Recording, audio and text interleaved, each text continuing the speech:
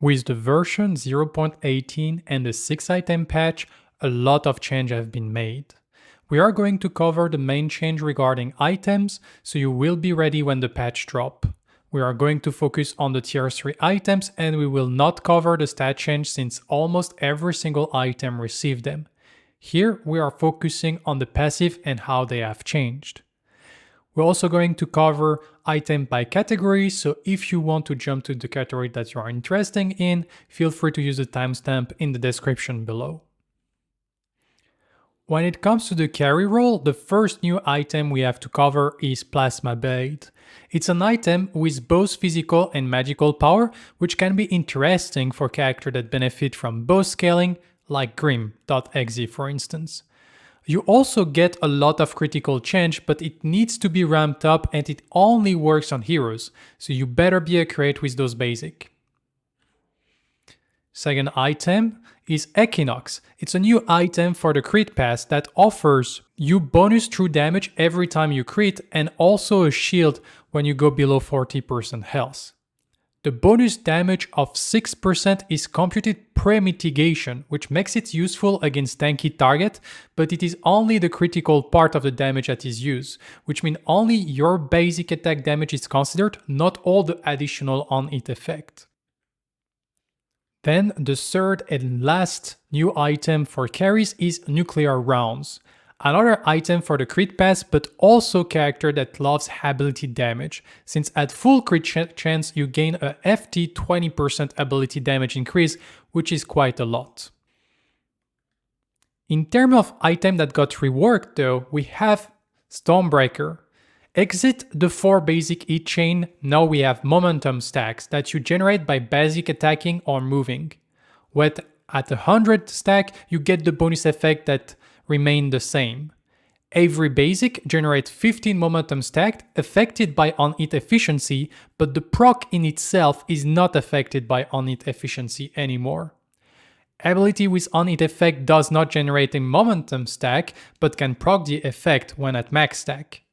Another thing to note is movement ability generate momentum stack. For instance, a max range blink gives you 23 stack. Might be useful to get the flashy play to get an empowered basic with blink plus pacifier and boom. Lightning Oak works the same way as Stormbreaker now, with the momentum stacks. Bonus damage has been changed to magical, and those reworks allow you to have a very strong basic when you engage, since you can control when to spend it now. Another item that received a rework is Resolution on the carry side. It basically lost the mana restore on hit, but is now a stacking item evolving from Soul Chalice. For those that remember, it was initially that way and now we're back to square one in a sense. And last item that got like a rework that changes passive is Kingsbane. No more on hit heal, but a new very powerful passive. You gain increased damage the more you are hitting a target with basic attack. The bonus damage is based on your total attack speed, so an item for the on-hit pass probably. It can stack indefinitely and the stacks saved per target, but keep in mind that you have to land a basic every 2.5 seconds to keep it up. It works on everything, so great tool to DPS objective. Now we're entering the part I call Simplify, which is item that just get like simplified while not really changing. And the first one we do have is Sky Splitter. As with Lightning Oil and Stormbreaker, exit the 4-shot chain and we simply keep the simple on-hit passive. We can note that there is a minimum part of the damage, but it is pre-mitigation, which means it is only relevant when hitting target below 300 health, so don't think too much about it. Second item that got simplified is Ashbringer. No more complex stacking value, just a flat reduction that can be doubled on crit now. And to round out the carry change, we do have 2 items that has been removed from the pool, so no more access to Viper and Bridge. Let's move on to the Mage role with the first new item in the form of Soulbinder. A new item for backline artillery mage. You deal additional damage if you target enemy that are over 1500 unit from you. A range basic attack is 1300 unit to give you an idea of the range. Be careful, the bonus damage is based on the amount of damage that the ability does when it procs, so it's better to use high damage single hit to trigger it. For instance, with Howitzer, you can trigger it with all his ability, but it's better to do it with his Air 2000 missile. Same thing for gadgets, Sticky Mine is perfect, Seek and Destroy less so. The damage is computed pre-mitigation, so it is a good solution to poke out tank if your character allows it.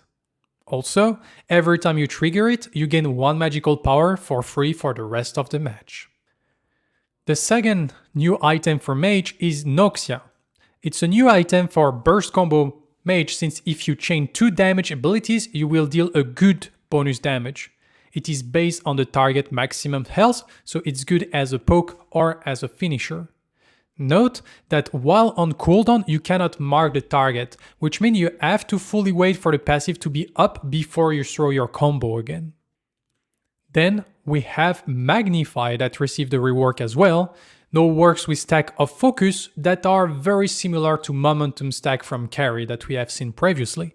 You generate them by moving, movement ability included. But the difference is that you gain 20 per ability cast instead of 15 by basic attack.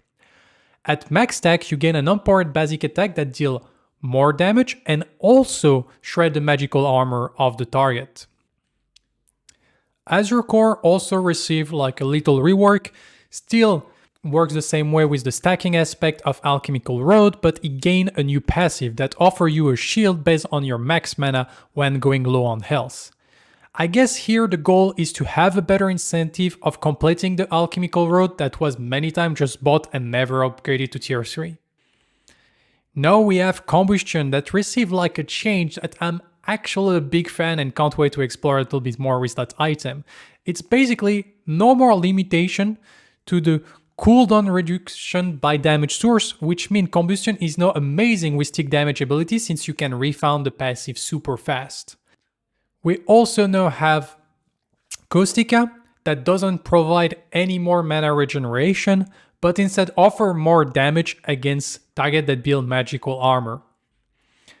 Moving on to Astral Catalyst, now have additional damage against shield, so magical damage dealer have their own option to deal with them.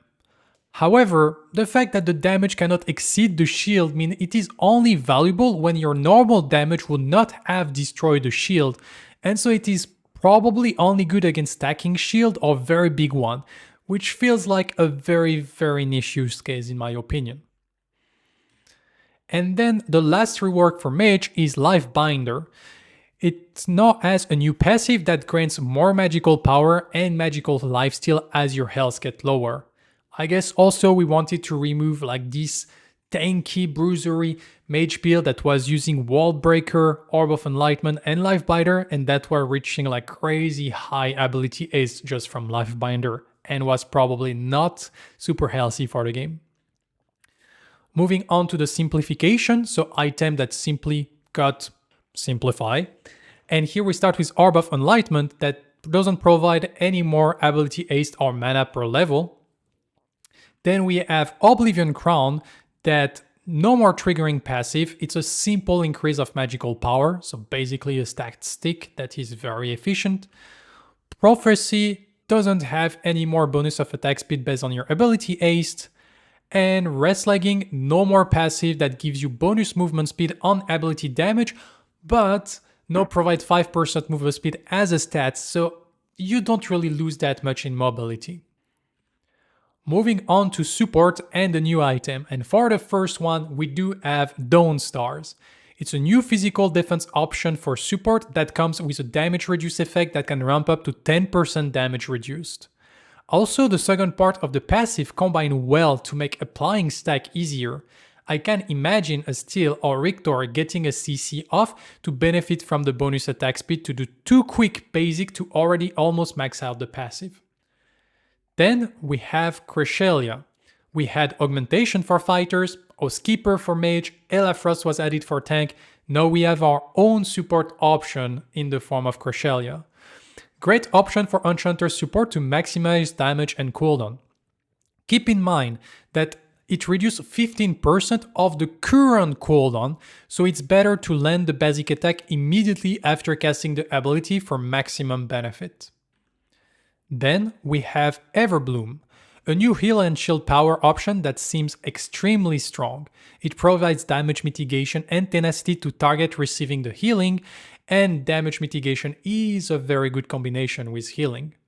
Most likely a new core item for character like Narbash. And then the last new item is Lunaria, which is basically the new Wellspring where you need to deal damage to save a heal for after. The 30% damage conversion is after mitigation, and the max threshold is plus 10 per level until level 9 and then plus 20 per level. You can only charge it by damaging heroes, so no wave or jungle minions. Items seems a bit too restrictive to work smoothly. Wellspring was broken, but this new version does not make me want to play with it, to be fair. Then we have a couple of rework for the support role. We do have Dynamo that added a fancy stat which makes the item good for both physical and magical support. Important to note that if your bonus physical power and magical power are equal, you gain physical power, which means if it is your first item, you will get physical power bonus since both stats will be at 0. Then we have a change on Expand Bracer, quite a drastic shift for it, from being a mana item with insane ability ace to a tanky support item. The new passive protects you from basic attack. I can imagine that being strong during the laning phase, but will probably fall off hard in the late game. When you take a crit at 500 damage, reducing 22 damage is not really relevant.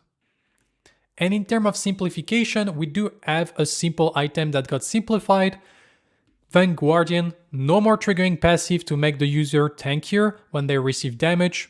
We simply kept the simple aura that gets slightly buffed.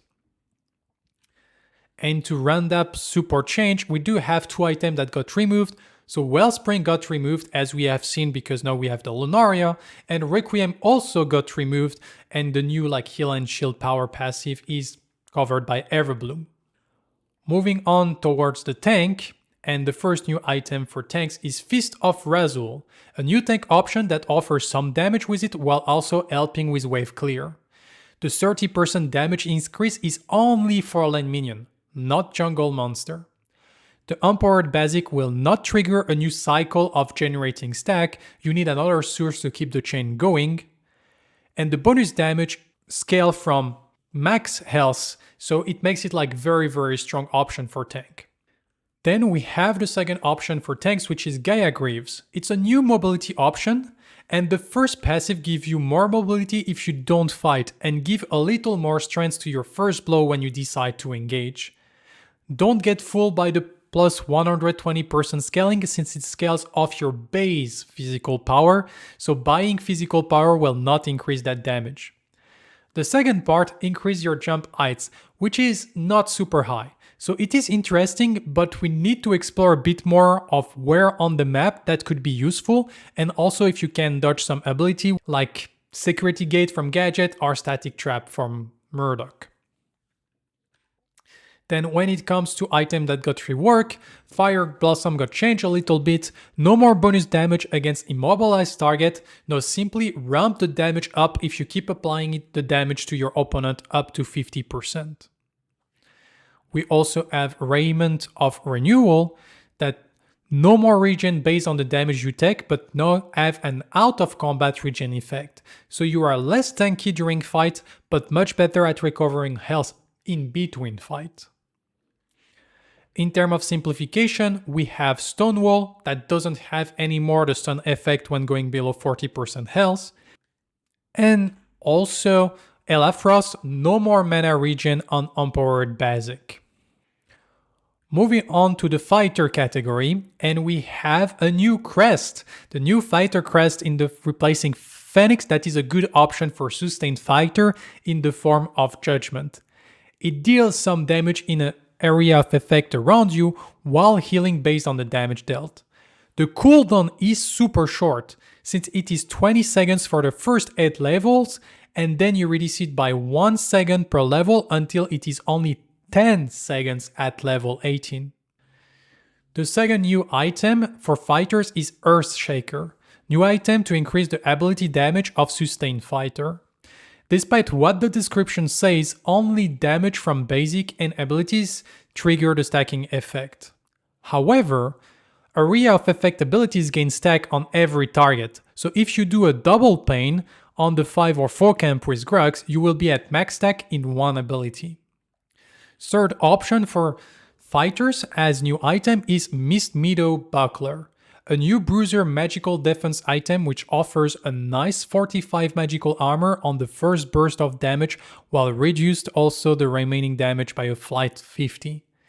Pretty straightforward. If you die of magical burst but don't want to go a tank item, this is a good new option.